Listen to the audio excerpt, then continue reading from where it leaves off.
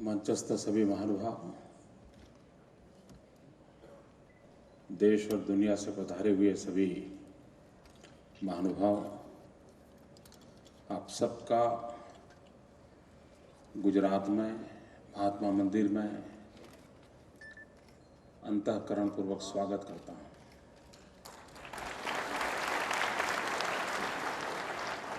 हमारे यहाँ गुजरात में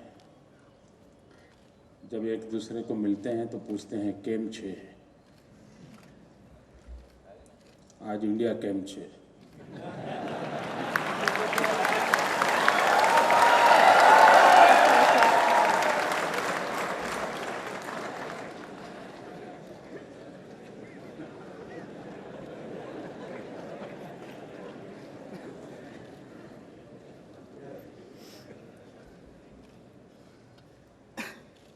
मित्रों, मैं हर बार आपके बीच में आया हूं,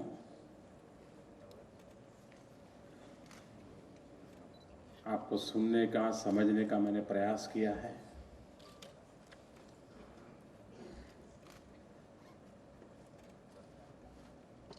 और कुछ बातें आपको बता करके भी गया हूं। उसका क्या हुआ मुझे पता नहीं। एक बार मैं आपके बीच में आया था तो मैंने एक सुझाव दिया था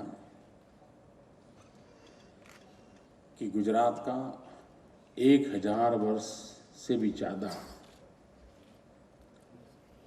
केमिकल दुनिया में बहुत बड़ा कंट्रीब्यूशन है।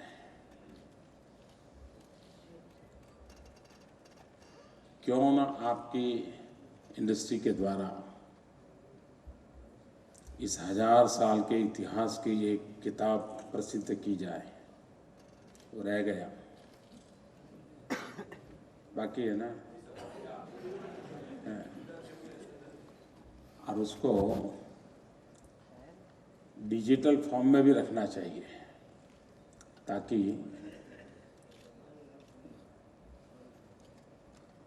उस समय भी हमारे लोग विज्ञान के संबंध में कितने फॉरवर्ड थे, क्या कुछ हम लोग कंट्रीब्यूट करते थे। मित्रों, यहाँ जो भी बैठे हैं सबको अगर पूछा जाए कि आपको क्या लगता है आपकी इंडस्ट्री में सफिशिएंट पानी मिलना चाहिए कि नहीं मिलना चाहिए, तो आपका जवाब होगा मिलना चाहिए। अगर आपको पूछा जाए कि भाई आपको क्वालिटी पावर मिलना चाहिए कि नहीं मिलना चाहिए, तो आपका जवाब होगा हाँ में। अगर आपको पूछा जाए कि भाई स्किल्ड मैन पावर चाहिए या नहीं चाहिए, तो आप कहेंगे बिल्कुल चाहिए। अगर आपको पूछा जाए कि सस्ते में स्किल्ड मैन पावर मिले तो कैसा रहेगा, ओह फिर तो बहुत बढ़िया रहेगा।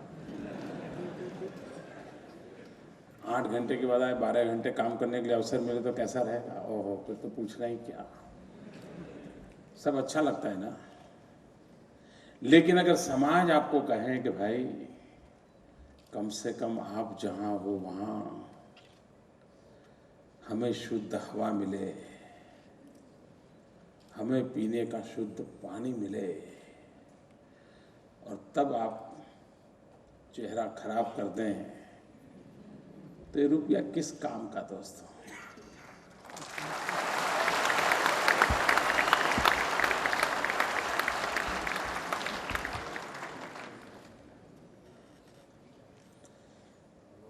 मित्रों, आप लोग उस फील्ड में हो कि जिसकी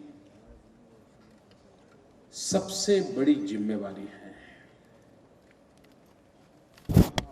दुनिया के कई देश हैं जिन्होंने हजार्डस केमिकल इंडस्ट्रीज को ताले लगा दिए हैं और उनकी इकोनॉमी को कोई फर्क नहीं पड़ा है। जिसको ताला लगा उसको फर्क पड़ा है।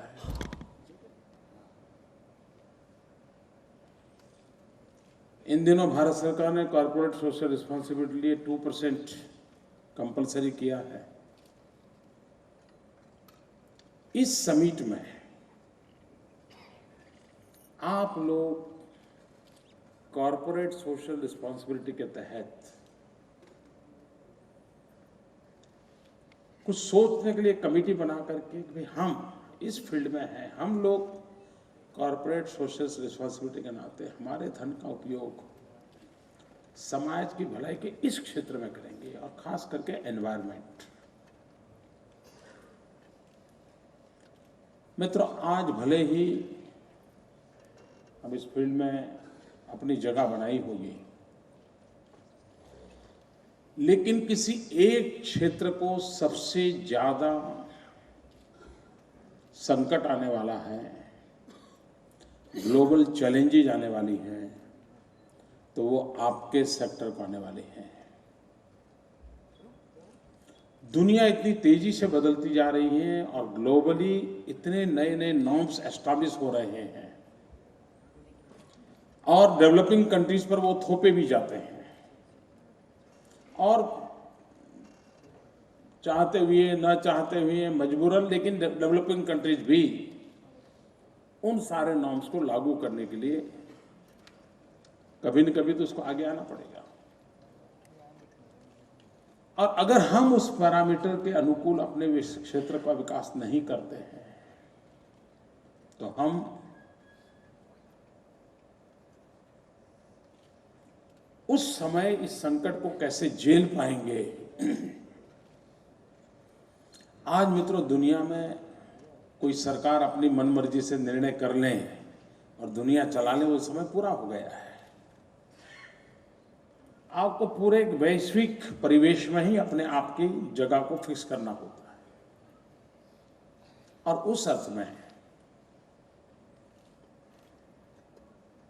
अगर समय रहते हम सोचेंगे तो शायद हमें कम से कम संकटों को झेलना पड़ेगा।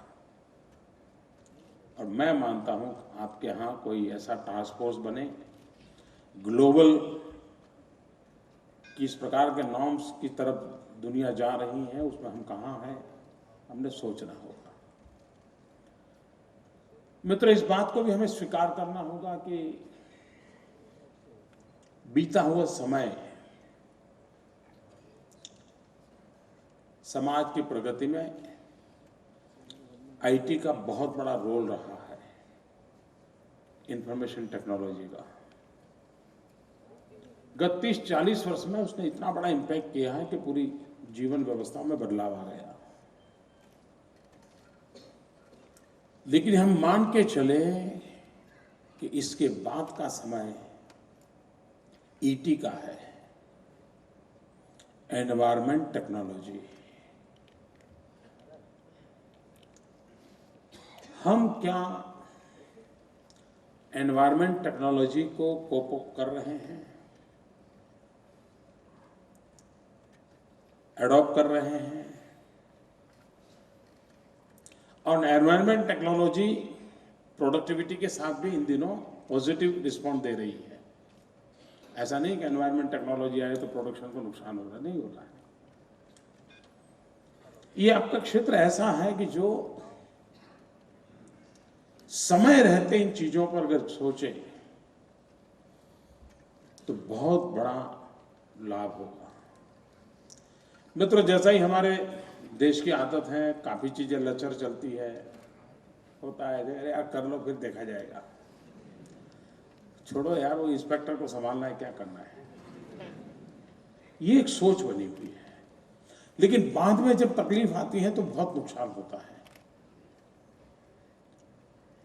आप पहले से एक मकान बना दें और पूरा मकान बनने के बाद कोई कहे यार धूप नहीं आती है, खिड़की यहाँ करो, हवा नहीं आ रही है, खिड़की यहाँ करो, तो वो ज़्यादा महंगा पड़ता है।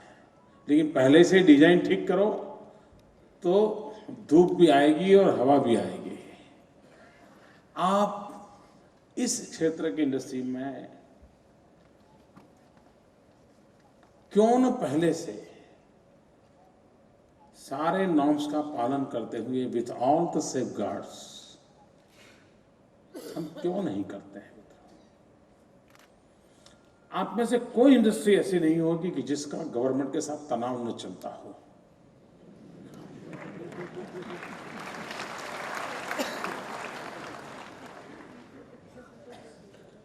ऐसा क्यों? मैं नहीं मानता हूं कि सरकार ने कोई ऐसे कानून बनाए दिए कि जिसको आप कर नहीं सकते हो। आप कर सकते हो, लेकिन आपने तय किया है कि यार चलता है, चलने दो। और मित्रों, कभी वहां पर आप ही के लोगों को किसी दिन संकट आया तो क्या होगा?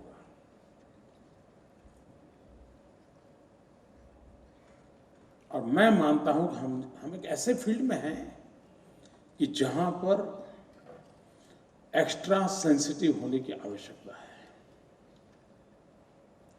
हम समाज के हितों को दरकिनार करके अपने हितों की चिंता करेंगे तो हम लंबे अरसे तक अपनी बात को आगे नहीं बढ़ा सकते। मित्रों, एक और विषय जो है, मैं मानता हूं कि ज्यादातर हमने देखा होगा कि अधिकतम हमारी कंपनियां ऐसी हैं जो किसी एक प्रोडक्ट को लेकर के वो मार्केट में एंटर करते हैं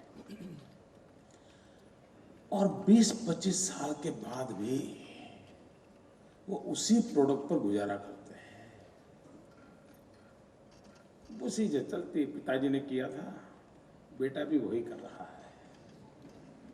हो सकता है पहले 5 टन माल बेचता होगा, 25 टन बेचता होगा। पहले टर्नओवर अगर 10,000 करोड़ होगा तभी 20,000 करोड़ होगा। मित्रों, ये कोई सेटिस्फेक्शन का लेवल है क्या? आज देखिए, दुनिया में हमारा कंट्रीब्यूशन हार्डली 3% है mister Pal. We are only 3% in the export, in the global level पर, केमिकल फील्ड में ओनली 3%। कितना बड़ा स्कोप है मित्रों। दुनिया पूरी एनवायरमेंट के इतने कानूनों से जकड़ी हुई है कि वो अपने यहां इस काम को करने के लिए तैयार नहीं है। दुनिया के बहुत सारे देश इस क्षेत्र पे ताले लगा रहे हैं। आपके लिए स्कोप है, उसके बाद भी दुनिया में हम सिर्फ 3% पे अटके हुए हैं, और ये भी पिछले 1 दशक से अटके हुए हैं।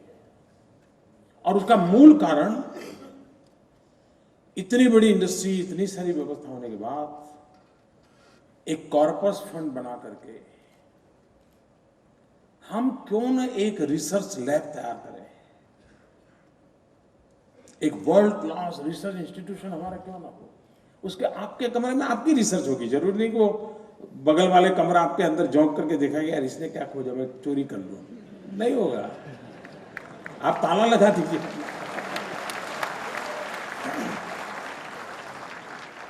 हो सकता है हमारे देश में इंडिविजुअल एक कंपनी के लिए रिसर्च के लिए इन्वेस्टमेंट की सोच नहीं है, उसको लगता है it's a waste of money, ऐसा मानता है वो।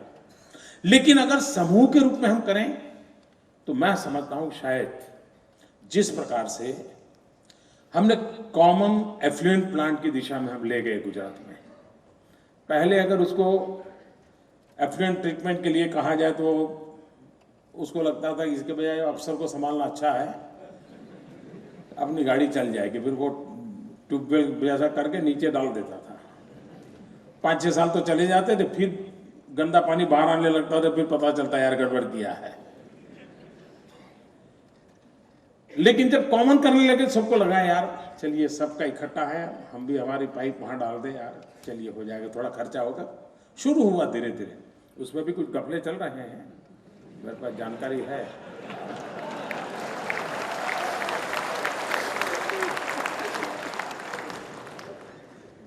लेकिन मित्रों, उसी प्रकार से कॉमन रिसर्च फैसिलिटी हम क्यों ना खड़ी करें।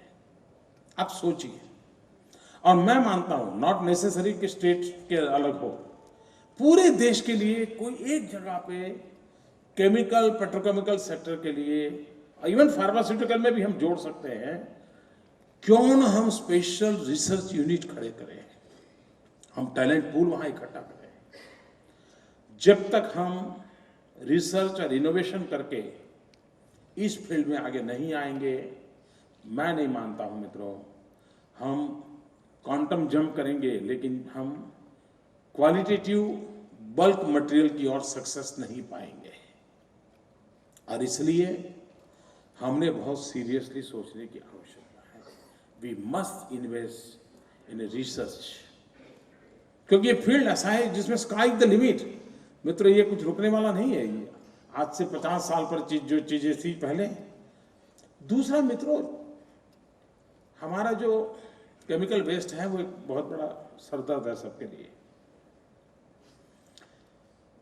लेकिन आप देखिए, पहले बिजली के जो कारखाने थे जो कोयले के आधार पर चलते थे, तो वहां कोयले की राख उसके ढेर लगे रहते थे और वो इतने 80-80, 100-100 मीटर ऊंचे होते थे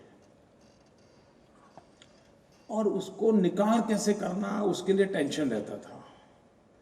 सरकार और बिजली कंपनी के बीच झगड़ा ये होता कि इसको कब हटाओगे बताओ, इसी का झगड़ा होता था। मित्रों, समय बदलते वही वेस्ट वेल्थ बन गया। वही कोयला की राख आज प्रोडक्शन मटेरियल में काम आने लग गई, तो आज उसको लेने के लिए टेंडरिंग हो रहा है। मतलब किसी ने रिसर्च किया, किसी ने माइंड अप्लाई किया, तो वो वेस्ट भी। क्या कभी आपने सोचा है कि जो वेस्ट आपके लिए आज बोझ है, वो वेस्ट भी कभी वेल्थ बन सकता है? उसी वेस्ट पे रिसर्च करके, इनोवेशन करके कोई और नई प्रोडक्ट की ओर आप जा सकते हैं जो मार्केट में, और वो संभव है मित्रों, सब चीज संभव है। क्या आप वेस्ट को भी एक बर्डन बना के मान करने के बजाय वेस्ट को भी एक रॉ मटेरियल मान करके उसमें वैल्यू एडिशन करके आप मार्केट में एक नई एंट्री कर सकते हैं मित्रों? तो हम लोगों को एक टेंशन चला जाएगा मित्रों। आज देखिए, अब इतने सारे केमिकल फील्ड में हो,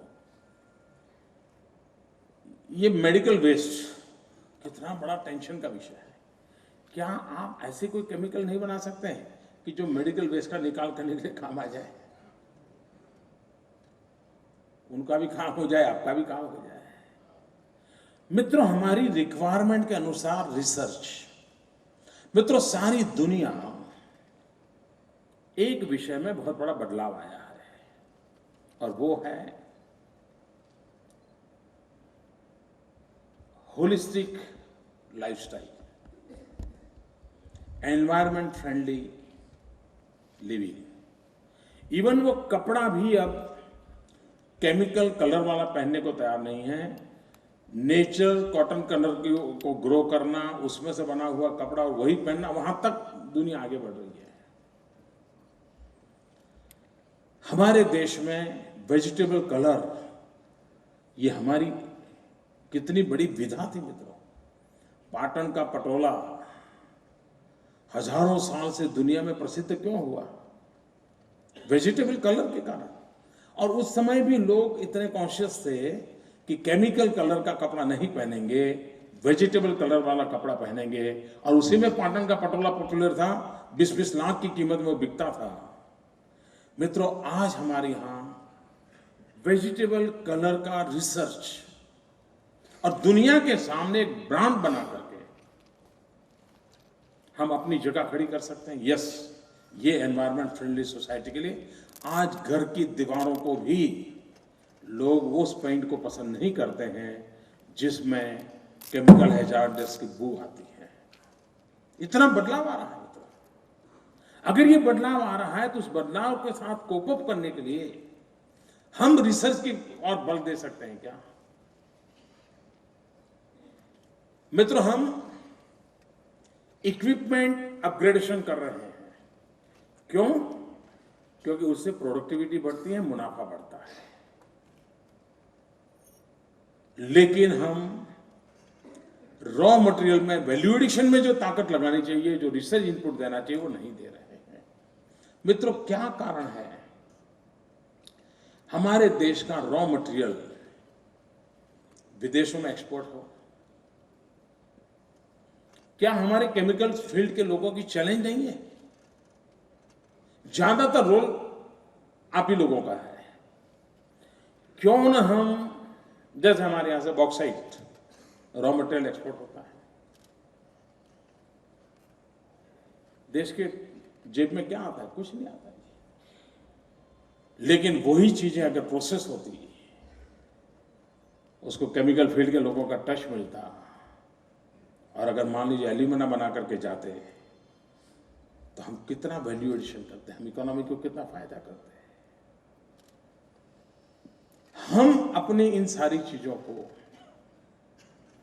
हमारे यहाँ उपलब्ध जो भी रॉ मटेरियल है, रॉ मटेरियल का वैल्यू एडिशन में एटलीस्ट केमिकल फील्ड के लोग क्या कर सकते हैं। हमारा सपना होगा हमारे देश से भाई तसु भर भी चीज हम रॉ मटेरियल नहीं जाने देंगे, हम वैल्यू एडिशन करेंगे।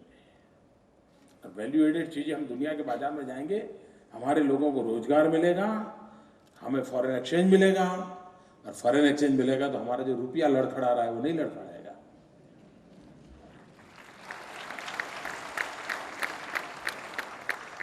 मित्रों, बातें छोटी छोटी होती हैं, लेकिन हम उस पर बल कैसे दें। मित्रों, उसी प्रकार से ह्यूमन रिसोर्स डेवलपमेंट, गुजरात में जितना बल हम लोगों ने इस इंडस्ट्री की इंफ्रास्ट्रक्चर के लिए दिया है, और पीसीपीआईआर तो दहेज दुनिया के 25 बेस इंफ्रास्ट्रक्चर में उसने अपनी जगह बनाई है पीसीपीआईआर ने। ये छोटा अचीवमेंट नहीं है, लेकिन जितना महत्व इंफ्रास्ट्रक्चर का है उतना ही महत्व ह्यूमन रिसोर्स डेवलपमेंट का है। आज हमारे यहाँ केमिकल कॉलेज है, केमिकल फील्ड के मैनेजमेंट की स्कूल चालू हुई है, लेकिन हम चाहते हैं जहाँ पर क्लस्टर्स हैं, केमिकल फील्ड के क्लस्टर्स हैं, क्यों न हम ITI specially dedicated to the chemical field, जो छोटे छोटे छोटे काम करने वाले लोग हैं, जिनको थोड़ा, और जिसमें, और इनकी ट्रेनिंग इसलिए जरूरी है। केमिकल की कुछ कंपनियां तो ऐसी है कि कोई भी आदमी बिल्कुल पढ़ा लिखा नहीं है, लेकिन अगर महीने भर वहां रहा तो उसको आ जाता है कि लाल कलर का इतना डालो, नीले कलर का इतना डालो, पीले कलर का इतना डालो, उसकी गाड़ी चल जाती है।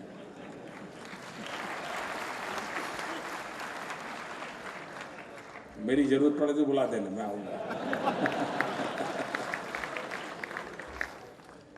लेकिन मित्रों, उसमें सिस्टमेटिक ट्रेन मैन पावर के अभाव के कारण हम ही हमारी इंडस्ट्री को एक्सीडेंट जोन में हम कन्वर्ट कर देते हैं। हम एक प्रकार से एक्सीडेंट को रिक्रूट करते हैं, एक्सीडेंट को इनवाइट करते हैं। क्यों न हम ही अपने क्लस्टर में, गवर्नमेंट पब्लिक प्राइवेट पार्टनरशिप के मॉडल पर आईटीआई दे रही है, आपके स्पेसिफिक काम के लिए ही ह्यूज मैन पावर हम क्यों ना खड़ा करें, लेबरर्स का, हमें बहुत बड़ा लाभ होगा मित्रों। तो जितना महत्व इंफ्रास्ट्रक्चर का है उतना ही महत्व अगर हमारा ह्यूमन रिसोर्स डेवलपमेंट का होगा तो लाभ होगा। मित्रों, आप केमिकल फील्ड में इतने समय से काम कर रहे हैं, लेकिन आपको पीड़ा नहीं होती मित्रों कि आज भी हमारा देश हमारी करेंसी जो छापता है वो इंक विदेशों से इंपोर्ट करता है। मेरे दिमाग में नहीं पड़ता मित्रों, गांधी जी हमारे स्वदेशी, इंक विदेशी।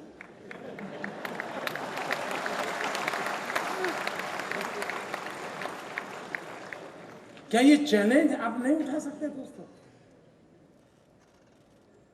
मित्रों, हमारे देश की करेंसी हमारी अपनी इंक से क्यों न छपे? क्यों इंक इंपोर्ट करना पड़े? और मैं जानता हूं उसके पीछे जितना दोष केमिकल फील्ड के लोगों का है, उसके ज्यादा दोष निर्णय करने वालों का है। That I know. वो अब 4-5 महीने का सवाल है।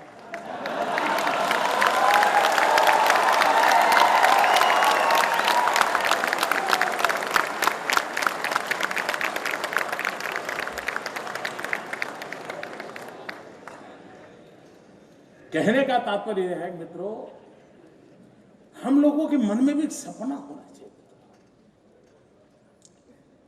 हमारे देश की करेंसी, उसके लिए जो इंक चाहिए, हम उस इंक को मैन्युफैक्चर कर सकते हैं जी, ऐसा थोड़ा है। मित्रों, आप देखिए दुनिया में आज सबसे सोफिस्टिकेटेड जो एक्टिविटी है, जैसे स्पेस शटल है, यान चंद्रमा पर जा रहे हैं, शटल जा रहे हैं, घूम रहे वहां। उन सब में अगर सोफिस्टिकेटेड एक लिक्विडेट व्यवस्था की जरूरत पड़ती है, वो सारे केमिकल्स, उसका बेस कैस्टर है। स्पेस शटल के अंदर भी बाकी कोई चीज काम नहीं आती। अब हम लोगों को कैस्टर पसंद नहीं क्योंकि उसकी बदबू ऐसी आती है, कोई मुंह पे भी नहीं लगाता है। लेकिन सोफिस्टिकेटेड जो भी दुनिया में आज चीजें हैं, उसमें उसका मित्रों अकेले कैस्टर में से 300 से ज्यादा प्रकार की मोस्ट वैल्यूएबल प्रोडक्ट जिसकी आज दुनिया में मांग है। गोल्ड और प्लेटिनम से भी ज्यादा महंगी वो चीजें हैं। गुजरात हिंदुस्तान का 85% कैस्टर मैन्युफैक्चरर है, खेती में हमारा पैदावार है, लेकिन वैल्यू एडिशन नहीं है और करने का जिम्मा आपका है। अगर आपने रिसर्च किया होता, सिर्फ कैस्टर पे काम करते, दुनिया में मित्रों इतना सबसे ज्यादा वैल्यू एडिशन करते हम बहुत बड़ा कंट्रीब्यूट कर सकते थे। मित्रों आज पेट्रोलियम सेक्टर मांग है। जेट्रोफा की खेती हमारे यहां बहुत, यानी बंजर भूमि में भी जेट्रोफा हो सकता है। क्यों ना हम जेट्रोफा से 5% 10% भी अगर हम फ्यूल के अंदर उसको मिक्स करते हैं, आप इस देश का कितना फॉरेन एक्सचेंज बचा सकते हैं। और ये सारे क्षेत्र इंडिया केम के हैं। और इसलिए मैं आप लोगों से आग्रह करूंगा कि आप जब इतने सारे विषयों पर यहां चर्चा कर रहे हैं, तब हम नेक्स्ट जनरेशन ह्यूमन रेस को क्या कंट्रीब्यूट करते हैं, उन चीजों की ओर हम सोचें मित्रों। अब आज से 50 साल पहले किसी घर में केमिकल डाई के लिए सोचा था मित्रों? ज्यादा से ज्यादा मेहंदी से चला लेते थे। आज हर घर में हर हफ्ते वो लगाता है। यानी कितना बड़ा मार्केट हो गया आपका। हर एक को अपने बाल काले करने हैं। किसी ने रिसर्च किया होगा तभी तो हुआ होगा मित्रों। अब प्रोडक्शन कितने ही लोग करते होंगे। यानी रूटीन लाइफ में इन चीजों ने अपनी जगह बनानी है, सहज जीवन का हिस्सा बन गए हैं आज आपका क्षेत्र। और इसलिए मित्रों कंज्यूमर गुड्स के दिशा में भी आप बहुत बड़ा कंट्रीब्यूशन कर सकते हैं।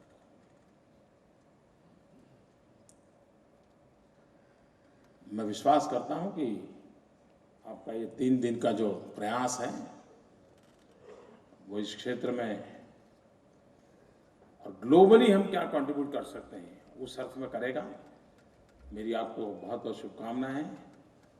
और फिर एक बार केम छे। Thank you.